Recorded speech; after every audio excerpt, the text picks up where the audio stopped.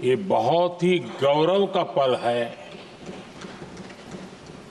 बड़े गर्व के साथ लोकतंत्र के उत्सव को मनाने का ये अवसर है।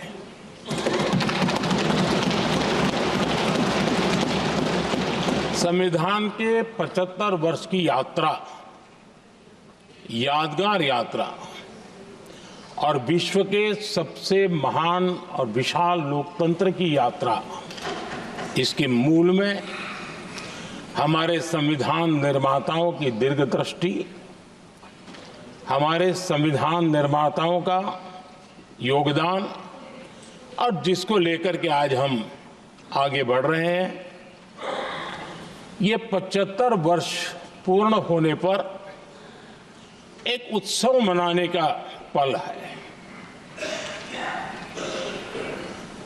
मेरे लिए खुशी की बात है कि संसद भी इस उत्सव में शामिल होकर के अपनी भावनाओं को प्रकट कर रही है।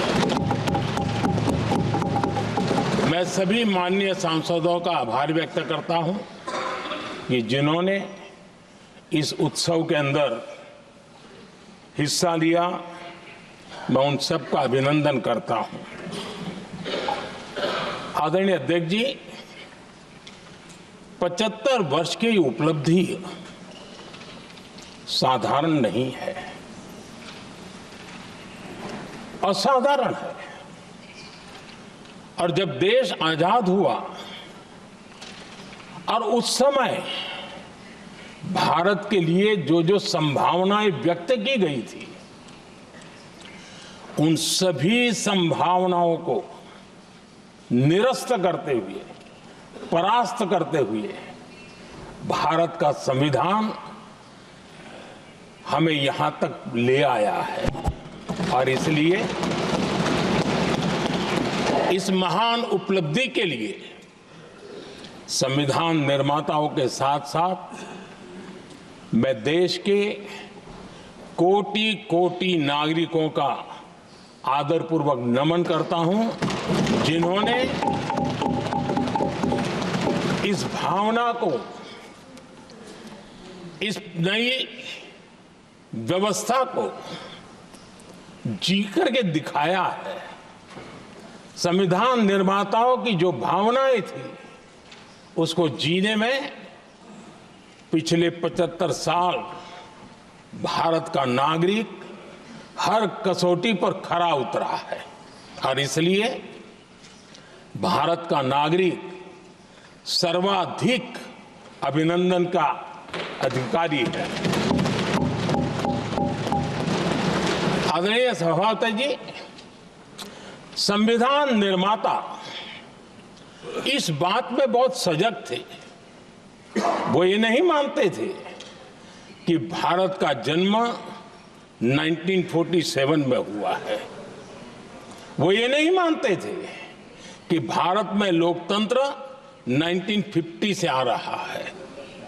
वे मानते थे यहाँ की महान परंपरा को, महान संस्कृति को, महान विरासत को, हजारों साल की उस यात्रा को, उसके प्रति वो सजग थे।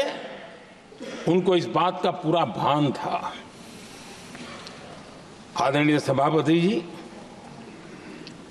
भारत का लोकतंत्र,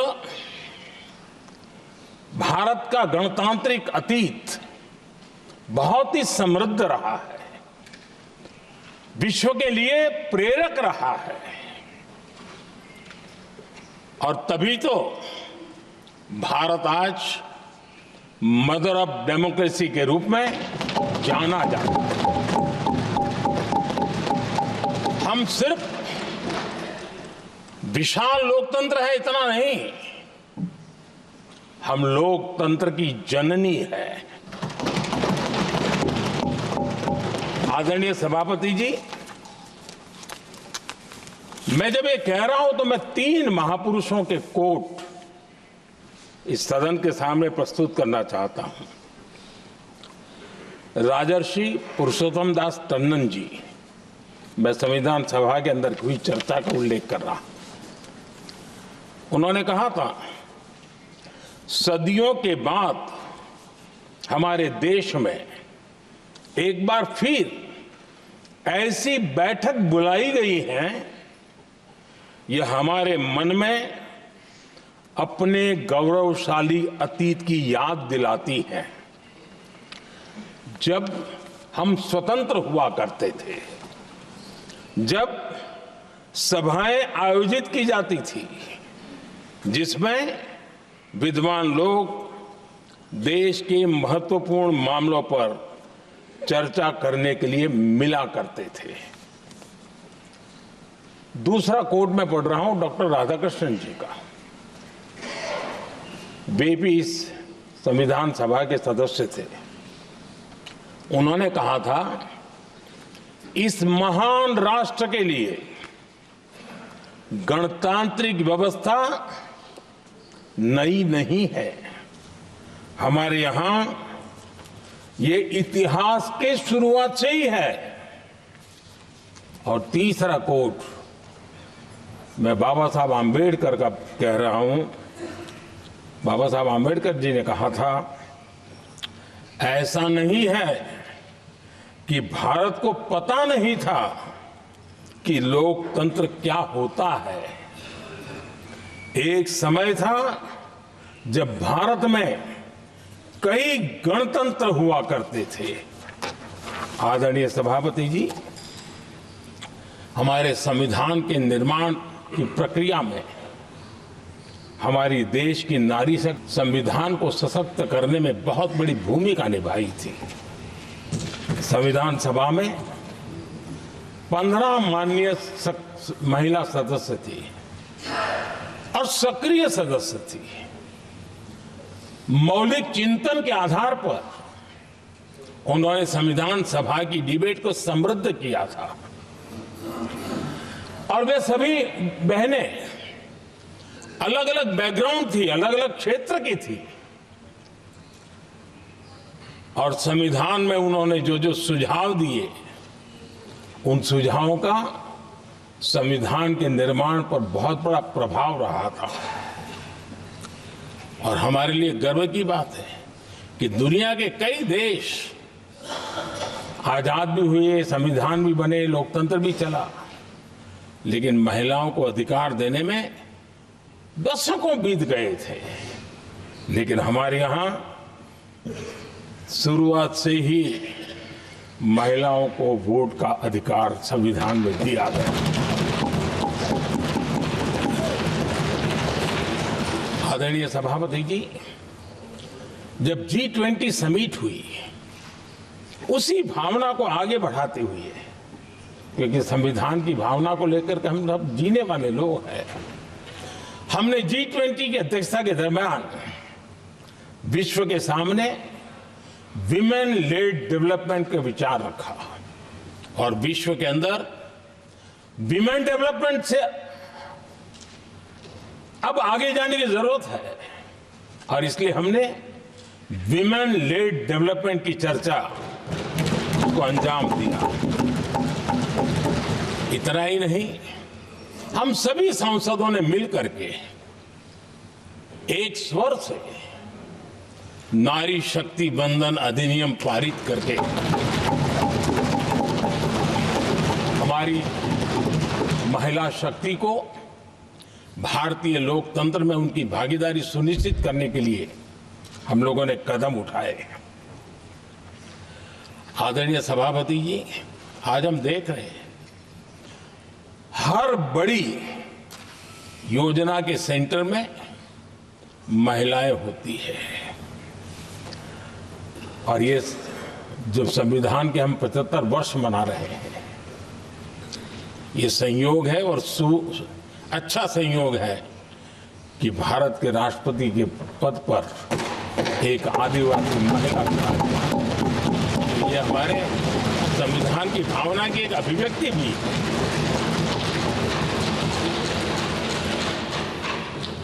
आदरणीय सभापति जी, इस सदन में भी लगातार हमारे महिला सांसदों की संख्या बढ़ रही है, उनका योगदान भी बढ़ रहा है। मंत्रिपरिषद में भी उनका योगदान बढ़ रहा है।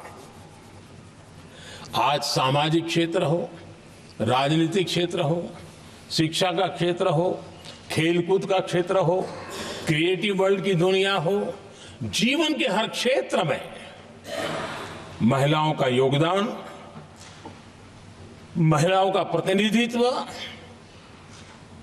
देश के लिए गौरव दिलाने वाला रहा है। विज्ञान के क्षेत्र में, खास करके स्पेस टेक्नोलॉजी में उनके योगदान की सराहना हर हिंदुस्तानी बड़े गर्व के साथ कर रहा है। और इन सब की सबसे बड़ी प्रेरणा हमारा संविधान है। आदरणीय सभापति जी, अब हमारा देश बहुत तेज गति से विकास कर रहा है। भारत बहुत ही जल्द विश्व की तीसरी बड़ी आर्थिक शक्ति बनने की दिशा में बहुत मजबूत कदम रख रहा है। और इतना ही नहीं, ये 140 करोड़ देशवासियों का संकल्प है कि जब हम आजादी की शताब्दी मनाएंगे, हम इस देश को विकसित भारत बना करके रहेंगे। ये हर भारतीय का संकल्प, ये हर भारतीय का सपना है। लेकिन इस संकल्प से सिद्धि के लिए सबसे बड़ी आवश्यकता है, वो है भारत की एकता। हमारा संविधान भी भारत की एकता का आधार है। हमारे संविधान के निर्माण कार्य में इस देश के बड़े बड़े दिग्गज थे, स्वतंत्रता सेनानी थे, साहित्यकार थे, विवेचक थे, सामाजिक कार्यकर्ता थे, शिक्षाविद थे, कई फील्ड के प्रोफेशनल्स थे, मजदूर नेता थे, किसान नेता थे, समाज के हर वर्ग का प्रतिनिधित्व था और सबके सब भारत की एकता के प्रति बहुत ही संवेदनशील थे। जीवन के भिन्न भिन्न क्षेत्र से आए हुए, देश के अलग अलग भूभाग से आए हुए सभी लोग इस बात के प्रति सजग थे। और बाबा साहब अंबेडकर जी ने चेताया था। मैं बाबा साहब का कोट पढ़ रहा हूं। बाबा साहब अंबेडकर ने कहा था, समस्या ये है कि देश में जो विविधता से भरा जनमानस है, उसे किस तरह एक मत किया जाए, कैसे देश के लोगों को एक दूसरे के साथ होकर निर्णय लेने के लिए प्रेरित किया जाए, जिससे कि देश में एकता की भावना स्थापित हो। आदरणीय सभापति जी, मुझे बड़े दुख के साथ कहना है कि आजादी के बाद एक तरफ संविधान निर्माताओं के दिल दिमाग में एकता थी, लेकिन आजादी के बाद विकृत मानसिकता के कारण या स्वार्थवश अगर सबसे बड़ा प्रहार हुआ तो देश की एकता के मूल भाव पर प्रहार हुआ। विविधता में एकता, ये भारत की विशेषता रही है। हम विविधता को सेलिब्रेट करते हैं और इस देश की प्रगति भी विविधता को सेलिब्रेट करने में है। लेकिन गुलामी की मानसिकता में पले बड़े लोगों ने, भारत का भला न देख पाने वाले लोगों ने, और जिनके लिए हिंदुस्तान 1947 में ही पैदा हुआ, ये जो धारणा बननी थी, उनके लिए वो विविधता में विरोधाभास ढूंढते रहे। इतना ही नहीं, विविधता के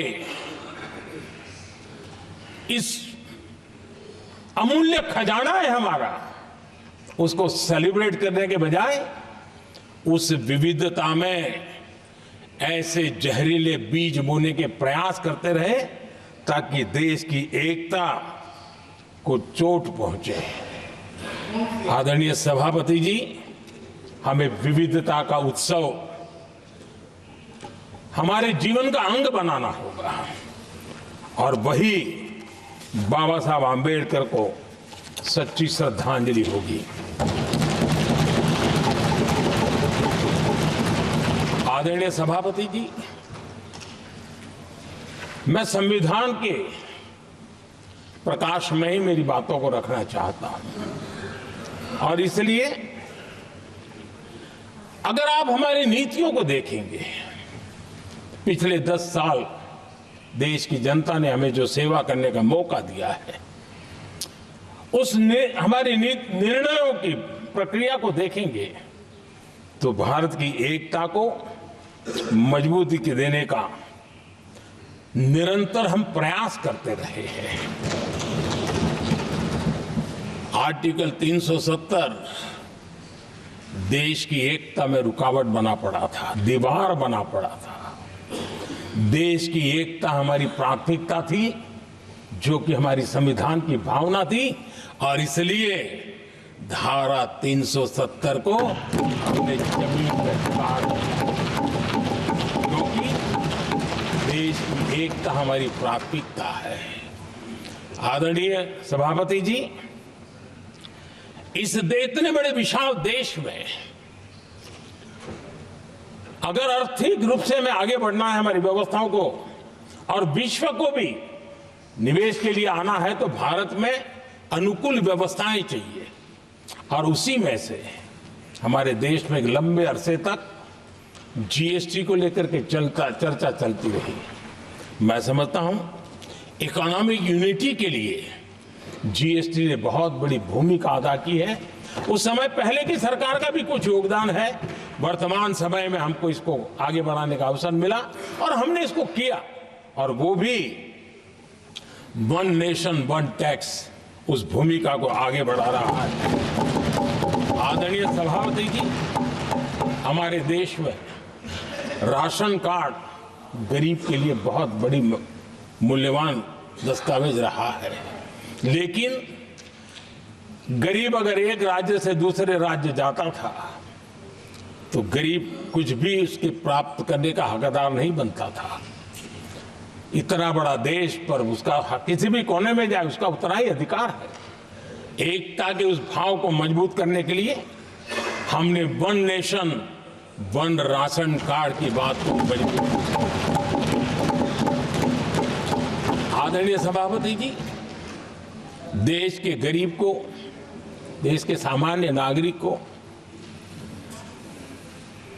अगर मुफ्त में इलाज मिले तो गरीबी से लड़ने की उसकी ताकत अनेक गुना बढ़ जाती है। लेकिन उसके लिए जहां वो काम करता है वहां पर तो मिल जाए, लेकिन किसी कामवश वो बाहर गया है और वहां पर वो जीवन और मृत्यु की लड़ाई लड़ता हो, ऐसे समय अगर उसको सुविधा नहीं मिलेगी तो व्यवस्था किस काम की। और इसलिए देश की एकता के मंत्र को जीने वाले हम लोगों ने ये तय किया कि one nation one health card, और इसलिए हमने आयुष्मान भारत योजना बनाई। आज बिहार के दूर दराज क्षेत्र का व्यक्ति भी अगर पुणे में कुछ काम कर रहा है और अचानक बीमार हो गया तो उसके लिए आयुष्मान कार्ड होना बहुत इनफ है, उसकी सेवा मिल सकती है। आदरणीय सभापति जी, हम जानते हैं देश में कई बार ऐसा हुआ कि देश के एक हिस्से में बिजली थी लेकिन बिजली सप्लाई नहीं हो रही थी और उसके कारण दूसरे इलाके में अंधेरा था। और पिछली सरकार में हमने विश्व के अंदर भारत की बदनामी हेडलाइन से हुआ करती थी अंधेरे की, वो दिन हमने देखे हैं। और तब जाकर के एकता के मंत्र को लेकर के संविधान की भावना को जीने वाले हम लोगों ने वन नेशन वन ग्रिड को परिपूर्ण कर दिया और इसलिए आज बिजली के प्रवाह को निर्विरोध रूप से हिंदुस्तान के हर कोने में ले जाया जा सकता है। आदरणीय सभापति जी, हमारे देश में इंफ्रास्ट्रक्चर में भी भेदभाव की बू आती रही है। हमने उसे मिटा करके देश की एकता को ध्यान में रखते हुए, एक संतुलित विकास को ध्यान में रखते हुए हमने उस भेदभाव, उस भावना को खत्म करके एकता को मजबूत किया। हमने नॉर्थ ईस्ट हो या जम्मू कश्मीर हो, हिमालय की गोद के इलाके हो या रेगिस्तान के सटे हुए इलाके हो, हमने पूरी तरह इंफ्रास्ट्रक्चर को एक सामर्थ्य देने का प्रयास किया है ताकि एकता के भाव को अभाव में से कारण कोई दूरी पैदा न हो, उसमें से बदलने का हमने काम किया। आदरणीय सभापति जी, युग बदल चुका है और हम नहीं चाहते हैं कि डिजिटल के क्षेत्र में हैव्स एंड हैव्स नॉट की स्थिति बन जाए। देश के लिए समान रूप से, और इसलिए दुनिया के अंदर बड़े गर्व के साथ हम कहते हैं कि भारत का जो डिजिटल इंडिया की जो सक्सेस स्टोरी है, उसका एक कारण है हमने टेक्नोलॉजी को डेमोक्रेटाइज करने का प्रयास किया है और उसी का भाग है ये हमारे संविधान निर्माताओं ने हमें दिशा दिखाई है कि हमने ऑप्टिकल फाइबर हिंदुस्तान की हर पंचायतों तक ले जाने का प्रयास किया है ताकि भारत की एकता को मजबूती देने में हमें ताकत मिले। आदरणीय सभापति जी, हमारा संविधान की अपेक्षा है एकता की, और इसी को ध्यान में रखते हुए हमने मातृभाषा के महात्म्य को स्वीकारा है। मातृभाषा को दबा करके हम देश के जनमानस को संस्कारित नहीं कर सकते, और इसलिए हमने न्यू एजुकेशन पॉलिसी में भी मातृभाषा को बहुत बल दिया है। और अब मेरे देश का गरीब का बच्चा भी मातृभाषा में डॉक्टर, इंजीनियर बन सकता है, क्योंकि हमारा संविधान सबसे पीछे है, उनकी सबसे दरकार करने का हमें आदेश देता है। इतना ही नहीं, हमने क्लासिकल लैंग्वेज की दिशा में भी कई लैंग्वेजेस जो जिनका हक बनता था, उनको हमने उस स्थान पर रख करके हमने उनका सम्मान किया था। देश भर में एक भारत श्रेष्ठ भारत का अभियान देश के एकता को मजबूत और नई पीढ़ी को वो संस्कारित करने का काम हमारी तरफ से चल रहा है। आदरणीय सभापति जी, काशी तमिल संगमम और तेलुगु काशी संगमम ये आज एक बहुत बड़ा इंस्टीट्यूशनलाइज हुआ है और समाज के निकटता को मजबूती देने का एक सांस्कृतिक प्रयास भी हमारा चलता रहा है, क्योंकि उसका कारण यही है कि संविधान की मूल धारा में भारत की एकता का महात्म्य स्वीकार किया गया है और उसको हमें बल देना चाहिए। आदरणीय सभापति जी, संविधान के आज 75 वर्ष हो रहे हैं, लेकिन हमारे यहाँ तो 25 वर्ष का भी महत्व होता है, 50 वर्ष का भी महत्व होता है, 60 साल का भी महत्व होता है।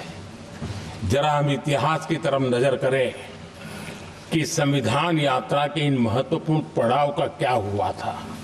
जब देश संविधान के 25 वर्ष पूरे कर रहा था, उसी समय हमारे देश में संविधान को नोच लिया गया, इमरजेंसी आपातकाल लाया गया।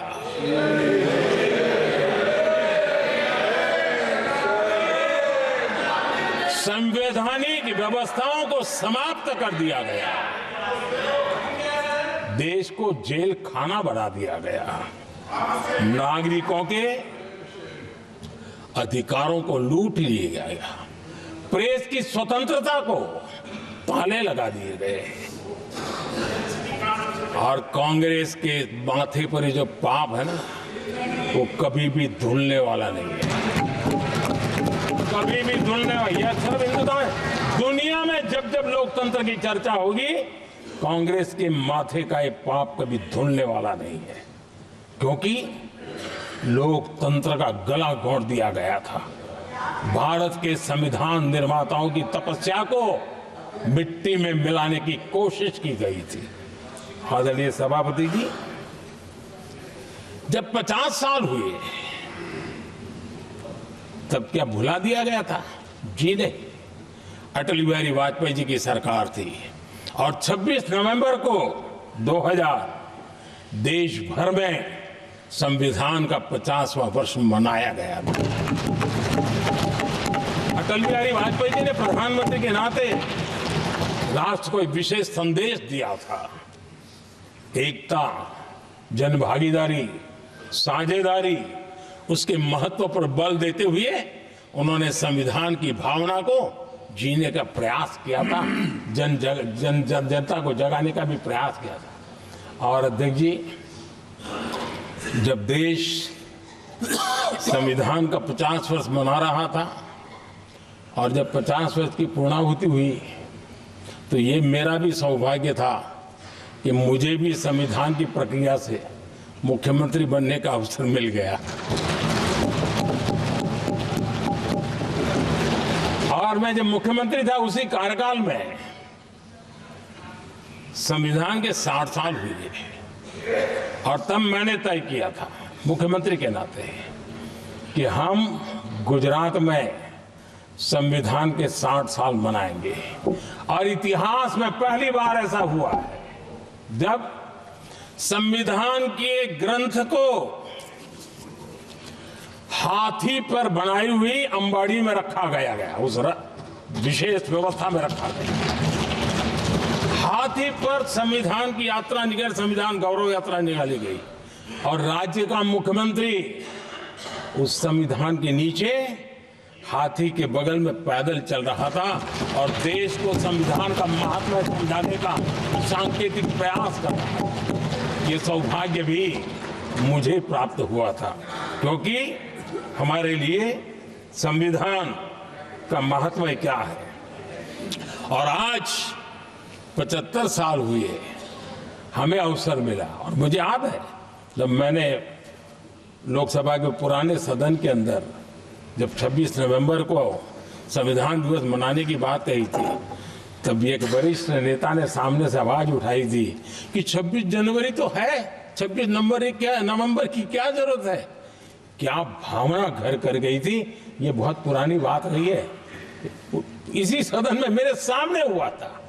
लेकिन आदरणीय सभापति जी, मेरे लिए खुशी की बात है कि इस विशेष सत्र में अच्छा होता, संविधान की शक्ति, संविधान की विविधताओं पर चर्चा होती, नई पीढ़ी को काम आता। लेकिन हर एक की अपनी अपनी मजबूरियां होती है, हर कोई अपना दुख किसी न किसी रूप में प्रकट करता रहता है। कईयों ने अपनी विफलताओं का दुख प्रकट किया है। अच्छा होता दलगत की भावनाओं से उठ करके देश हित में संविधान की चर्चा हुई होती तो एक समृद्धि मिलती अनेक देश की नई पीढ़ी को। आदरणीय सभापति जी, मैं तो संविधान के प्रति विशेष आदर का भाव व्यक्त करना चाहूंगा कि संविधान की भावना थी कि मेरे जैसे अनेक लोग जो यहां पहुंच नहीं पाते, ये संविधान था जिसके कारण हम पहुंच पाए। क्योंकि हमारा कोई बैकग्राउंड नहीं था, हम यहां तक कैसे आते हैं। ये संविधान का सामर्थ्य था, जनता जनार्दन के आशीर्वाद थे। इतना बड़ा दायित्व, और मेरे जैसे बहुत लोग यहाँ भी जिनका ऐसा कोई बैकग्राउंड नहीं है, यही एक सामान्य परिवार से आए हैं और आज संविधान ने हमें यहाँ तक पहुँचाया है। और ये भी कितना बड़ा सौभाग्य है कि हमें देश ने इतना स्नेह दिया, एक बार नहीं, दो बार नहीं, 3 बार। ये हमारे संविधान के बिना संभव नहीं था। आदरणीय सभापति जी,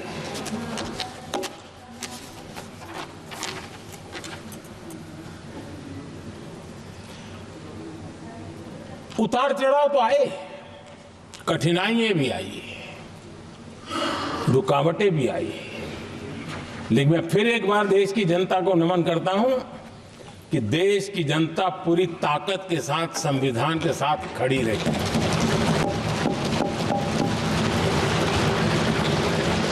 आदरणीय सभापति जी, मैं आज यहां किसी की व्यक्तिगत आलोचना करना नहीं चाहता हूं, लेकिन तथ्यों को देश के सामने रखना जरूरी है और इसलिए मैं तथ्यों को रखना चाहता हूं।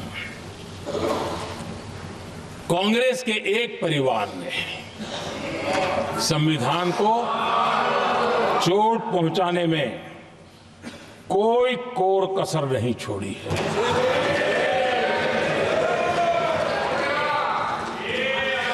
और मैं इसलिए एक परिवार का उल्लेख करता हूं कि 75 साल की हमारी यात्रा में 55 साल एक ही परिवार ने राज किया है। इसलिए देश को क्या क्या हुआ है ये जानने का अधिकार है और इस परिवार के कुविचार, कुरीति, कुनीति, इसकी परंपरा निरंतर चल रही है। हर स्तर पर इस परिवार ने संविधान को चुनौती दी। आदरणीय सभापति जी, 1947 टू 1952 इस देश में इलेक्टेड गवर्नमेंट नहीं थी। एक अस्थाई व्यवस्था थी, एक सिलेक्टेड सरकार थी और चुनाव नहीं हुए थे और जब तक चुनाव न हो तब तक एक इंतरिम व्यवस्था के रूप में कोई खाका खड़ा करना चाहिए, किया गया था। 1952 के पहले राज्यसभा का भी गठन नहीं हुआ था,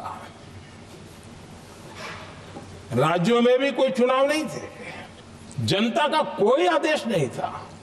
उसके बावजूद भी और अभी तो संविधान निर्माताओं ने इतना मंथन करके संविधान बनाया था। 1951 में जबकि चुनी हुई सरकार नहीं थी, उन्होंने ऑर्डिनेंस करके संविधान को बदला और किया क्या? अभिव्यक्ति की आजादी पर हमला कर दिया गया।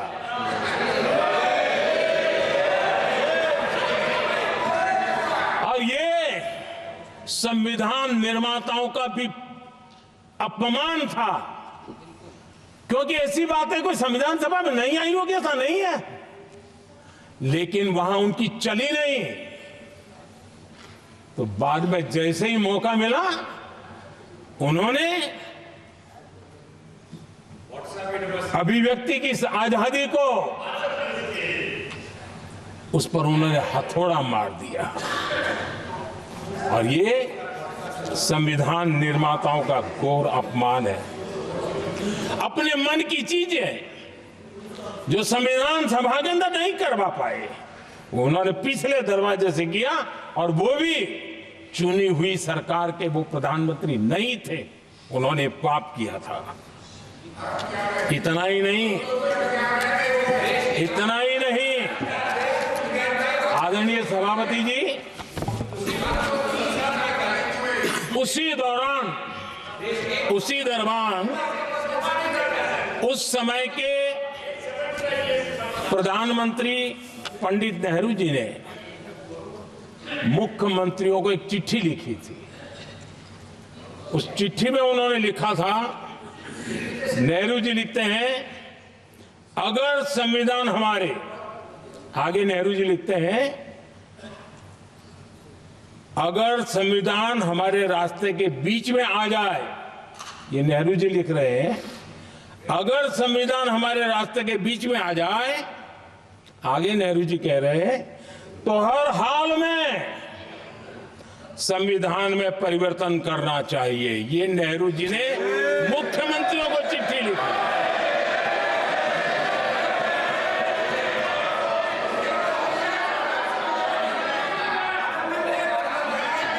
और आदरणीय सभापति जी,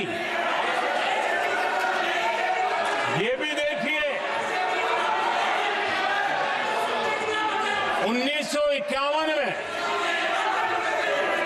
पाप किया गया, लेकिन देश चुप नहीं था। उस समय राष्ट्रपति डॉक्टर राजेंद्र प्रसाद जी ने चेताया, ये गलत हो रहा है। उस समय स्पीकर पद पर बैठे हुए हमारे स्पीकर महोदय ने भी पंडित जी को कहा, गलत कर रहे हो।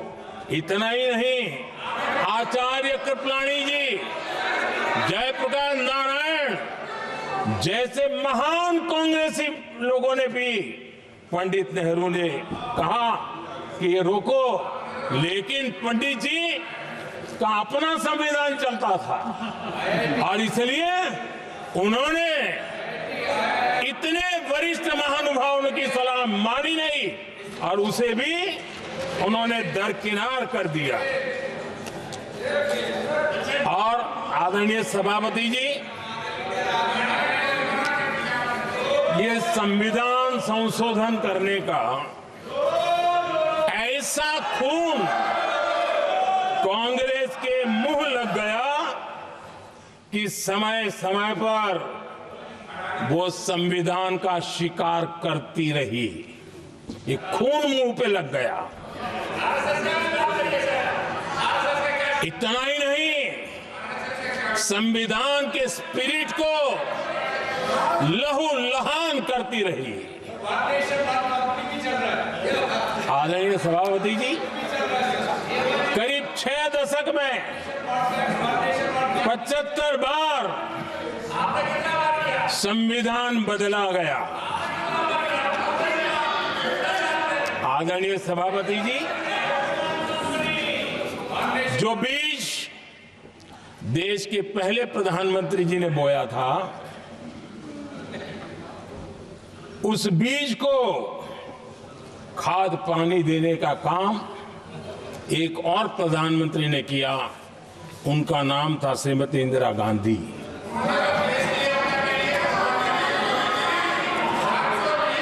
जो पाप पहले प्रधानमंत्री करके गए और जो खून लग गया था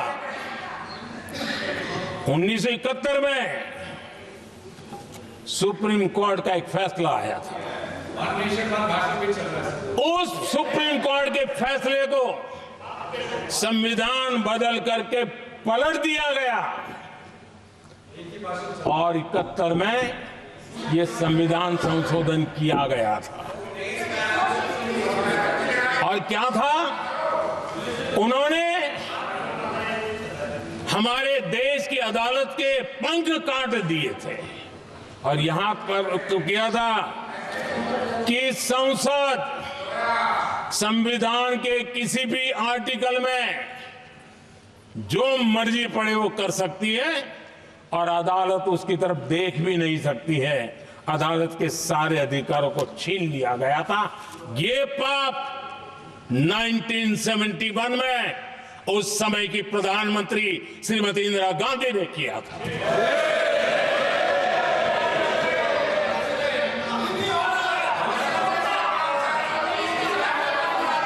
और इस परिवर्तन ने इंदिरा जी की सरकार को मौलिक अधिकारों को छीनने का और न्यायपालिका पर नियंत्रण करने का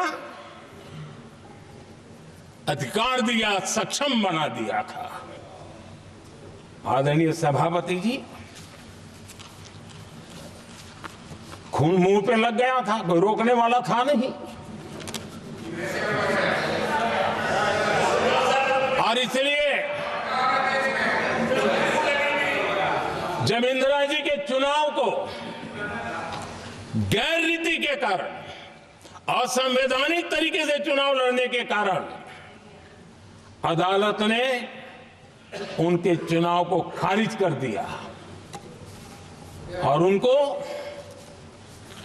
एमपी पद छोड़ने की नौबत आई, तो उन्होंने गुस्से में आकर के देश पर इमरजेंसी थोप दी, आपातकाल लगा दिया अपनी कुर्सी बचाने के लिए।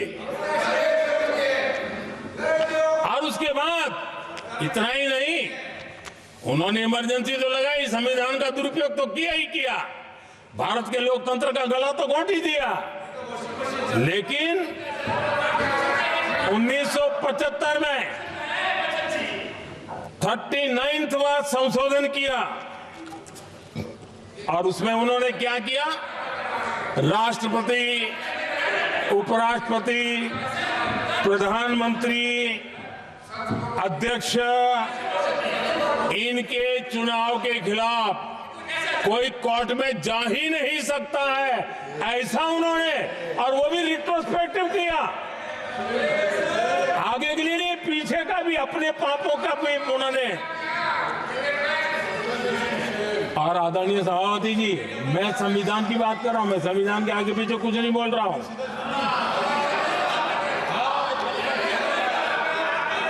आदरणीय सभापति जी,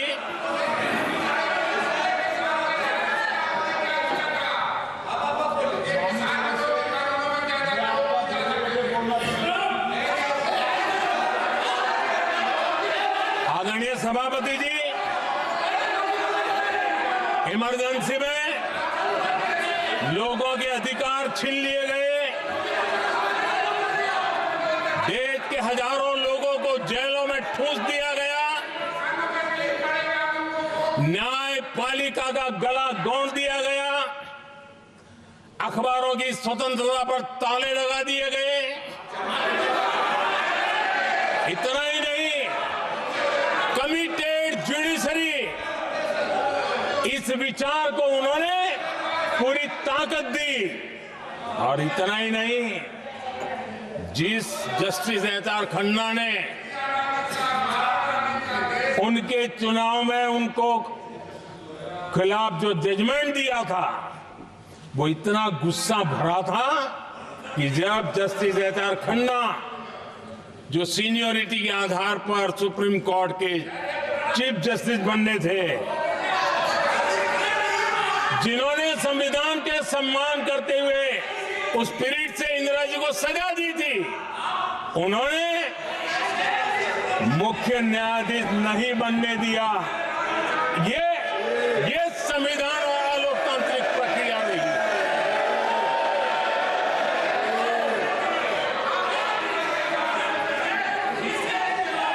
आदरणीय सभापति जी,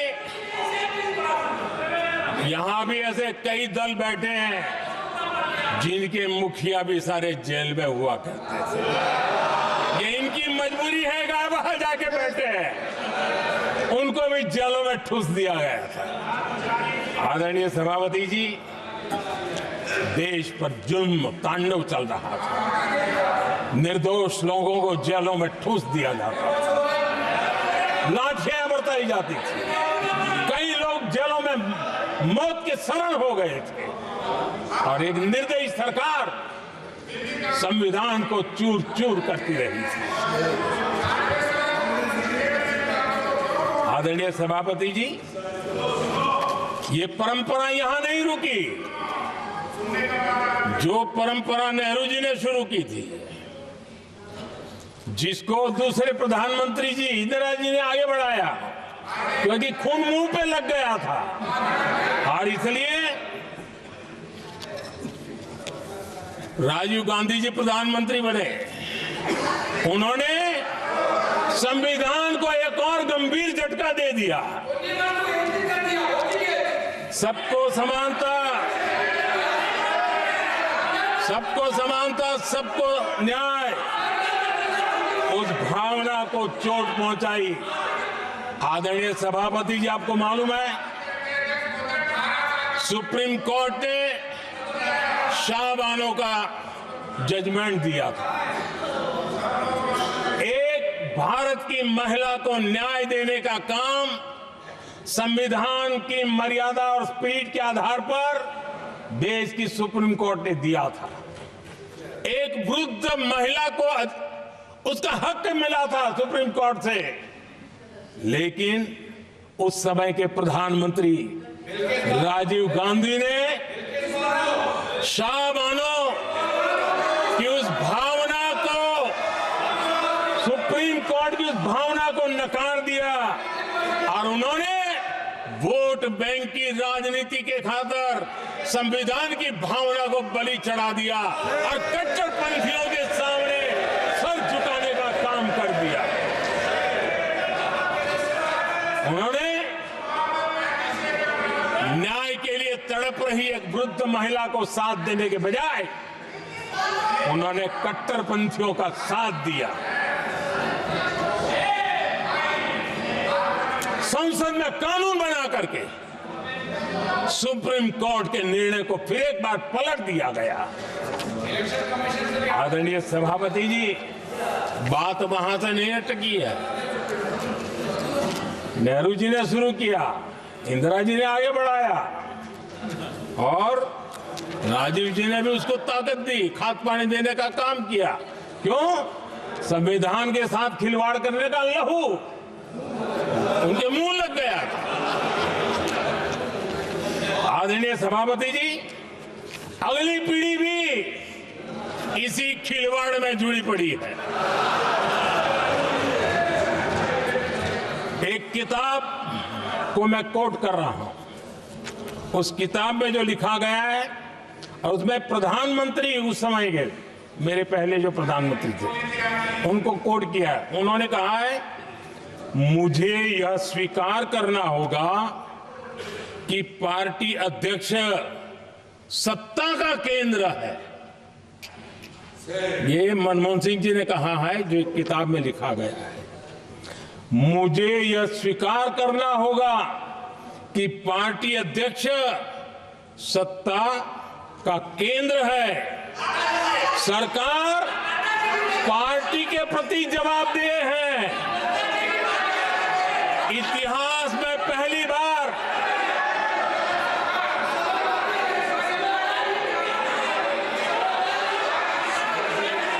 आदरणीय सभापति जी, नहीं, आप सदन इतिहास में पहली बार ये तरीका बिल्कुल ठीक नहीं है।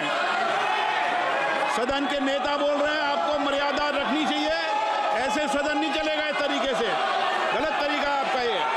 माननीय प्रधानमंत्री जी, आदरणीय सभापति जी, इतिहास में पहली बार संविधान को ऐसी गहरी चोट पहुंचा दी गई। संविधान निर्माताओं ने चुनी हुई सरकार और चुने हुए प्रधानमंत्री की कल्पना तक ही हमारा संविधान था, लेकिन इन्होंने तो प्रधानमंत्री के ऊपर एक गैर संवैधानिक और जिसने कोई शपथ भी नहीं लिया था, नेशनल एडवाइजरी काउंसिल पीएमओ के भी ऊपर बैठा दिया। पीएमओ के ऊपर अघोषित दर्जा दे दिया गया।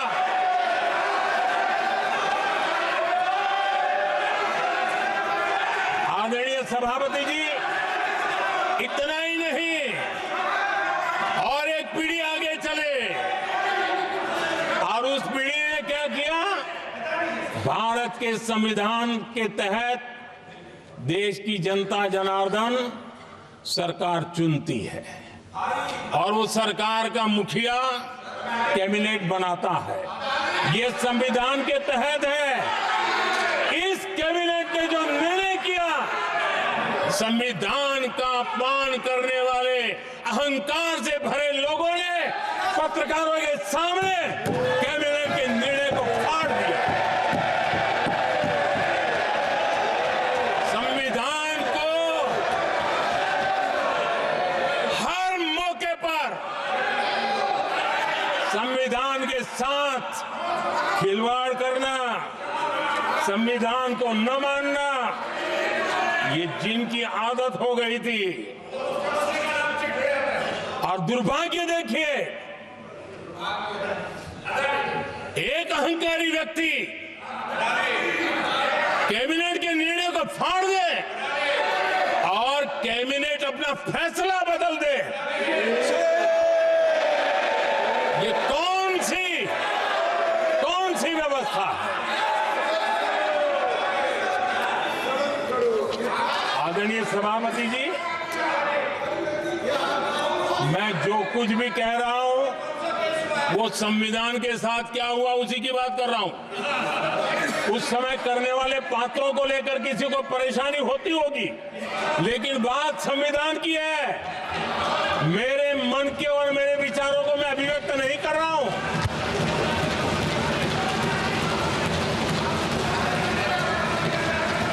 आदरणीय सभापति जी, कांग्रेस ने निरंतर संविधान की अवमानना की, संविधान के महत्व को कम किया। कांग्रेस इसके अनेक उदाहरणों से भरा पड़ा हुआ है। संविधान के साथ धोखेबाजी कैसे करते थे, संवैधानिक संस्थाओं को कैसे नहीं मानते थे, इस देश में बहुत कम लोगों को मालूम होगा। 370 की तो पता है सबको, 35A का पता बहुत कम है। संसद में आए बिना, जबकि संसद में आना पड़ता, संसद को ही अस्वीकार कर दिया गया। भारत के संविधान का अगर कोई पहला पुत्र है तो ये संसद है, उसको भी उन्होंने गला घोटने का काम किया। 35A जो संसद में लाए बिना उन्होंने देश पर थोप दिया, और अगर 35A न होता तो जम्मू कश्मीर में जो हालत पैदा हुई वो हालत पैदा न हुई होती। राष्ट्रपति के आदेश पर यह काम किया गया और देश की संसद को अंधेरे में रखा गया। आदरणीय सभापति, ये संसद का अधिकार था, कोई अपनी मनमानी से नहीं कर सकता था, लेकिन और उनके पास बहुमत था, कर सकते थे, लेकिन वो नहीं किया क्योंकि पेट में पाप था, देश की जनता से छुपाना चाहते थे। आदरणीय सभापति जी, इतना ही नहीं,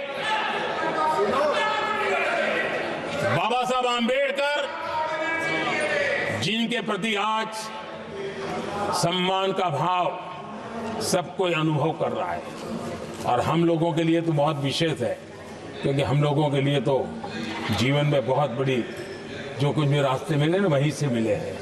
आदरणीय सभापति जी, बाबा साहब आंबेडकर, इनके प्रति भी इनके मन में कितनी कटुता भरी थी, कितना द्वेष भरा था, मैं आज उसके डिटेल में जाना नहीं चाहता हूं, लेकिन जब अटल जी की सरकार थी तब बाबा साहब आंबेडकर, उनका जो महापरिनिर्वाण भूमि है वहां पर अलीपुर रोड पर अटल जी की सरकार में बाबा साहब आंबेडकर जी के स्मृति में एक स्मारक बनाना तय हुआ। अटल जी के समय ये नहीं हुआ।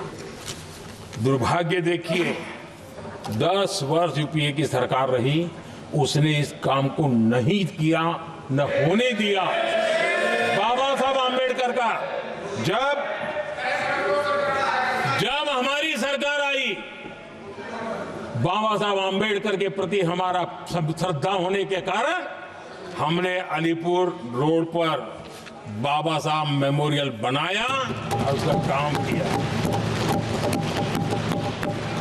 आदरणीय सभापति जी, दिल्ली में जब बाबा साहब आंबेडकर के 1992 में, उस समय चंद्रशेखर जी कुछ समय थे, तब एक निर्णय किया गया था, आंबेडकर इंटरनेशनल सेंटर यही जनपद के पास 40 साल तक वो कागज पे ही पड़ा रहा, नहीं किया गया। और तब जाकर के 2015 में हमारी सरकार आई और हमने आकर के इस काम को पूरा किया। बाबा साहब को भारत रत्न देने का काम भी जब कांग्रेस सत्ता से बाहर गई तब संभव हुआ। इतना ही नहीं, आदरणीय सभापति जी, बाबा साहब आंबेडकर के 125 साल तो हमने पूरी दुनिया में बनाए थे। विश्व के 120 देशों में बनाने का काम किया था। लेकिन जब बाबा साहब आंबेडकर की शताब्दी थी, तब अकेली बीजेपी की सरकार थी मध्य प्रदेश में। सुंदरलाल जी पटवा हमारे मुख्यमंत्री जी थे, और महू में जहां बाबा साहब आंबेडकर जी का जन्म हुआ था, उसको एक स्मारक के रूप में पुनर्निर्माण करने का काम सुंदरलाल पटवाई जी जब मुख्यमंत्री थे तब मध्य प्रदेश में हुआ था। शताब्दी के समय भी उनके साथ यही किया गया था। आदरणीय सभापति जी,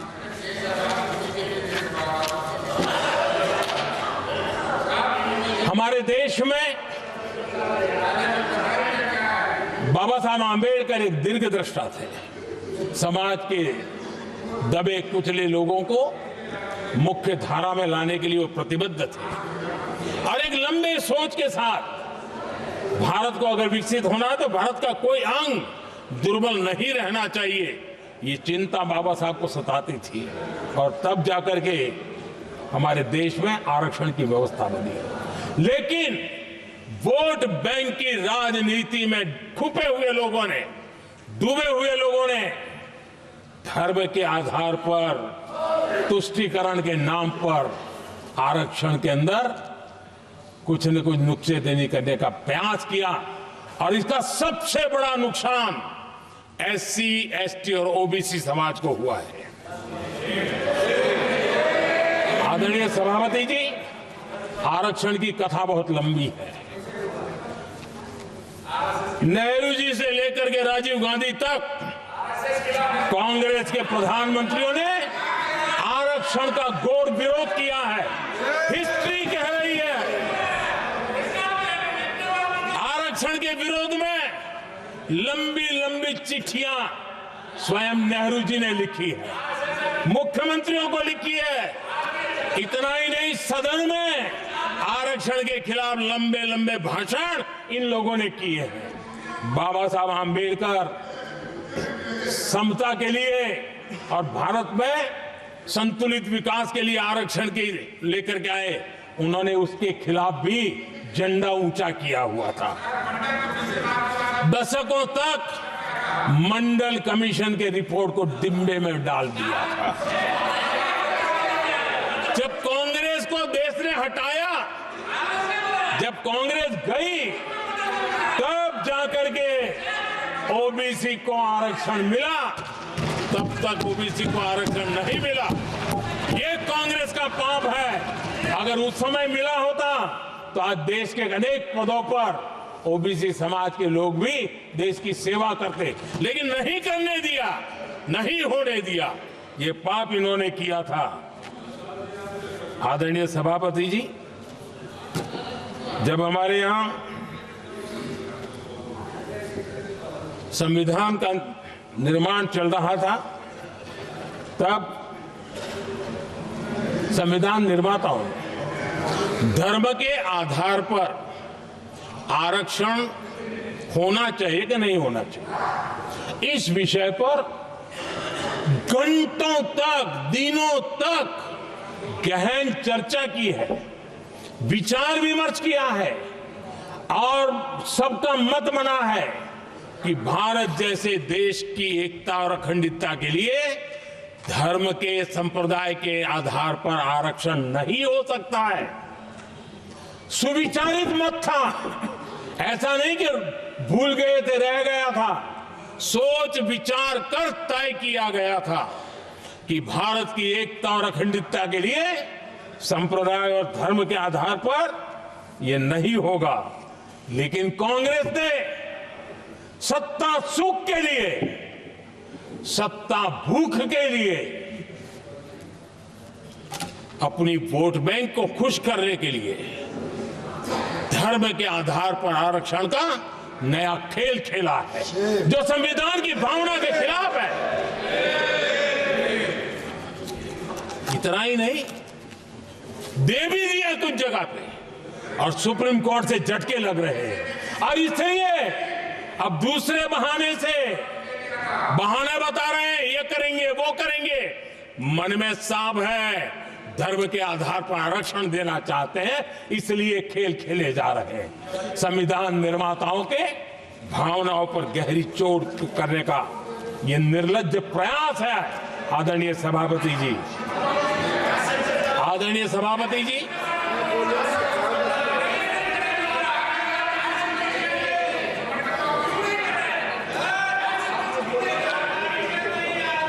आदरणीय सभापति जी, एक गलत और विषय, ये तरीका ठीक नहीं। आपके नेता ने बोला, आपने बोला दोबारा बात मत करो। जिसकी भी मैं चर्चा करना चाहता हूं, और वो ज्वलंत विषय समान नागरिक संहिता, यूनिफॉर्म सिविल कोड। ये विषय भी संविधान सभा के ध्यान बाहर नहीं था।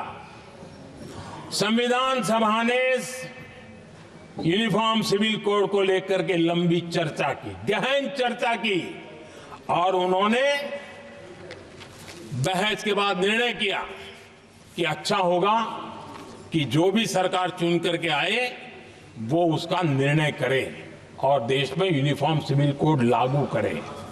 ये संविधान सभा का आदेश था। और बाबा साहब आंबेडकर ने कहा था, जो लोग संविधान को समझते नहीं है, देश को समझते नहीं है, सत्ता भूख सेवा कुछ पढ़ा नहीं है, उनको पता नहीं है बाबा साहब ने क्या कहा था। बाबा साहब ने कहा था, धार्मिक आधार पर बने, ये मैं बाबा साहब की बात कर रहा हूं, इतना वीडियो कट करके घुमाना मत। आदरणीय सभापति जी, बाबा साहब ने कहा था, धार्मिक आधार पर बने पर्सनल लॉ को खत्म करने की बाबा साहब ने जोरदार वकालत की थी। उस समय के सदस्य के.एम. मुंशी जी ने कहा था, समान नागरिक संहिता को राष्ट्र की एकता और आधुनिकता के लिए अनिवार्य बताया था। कमा मुंशी जी। न्यूज नेशन अब व्हाट्सएप पर खबरों की ताजा अपडेट के लिए न्यूज नेशन के इस QR कोड को स्कैन करें।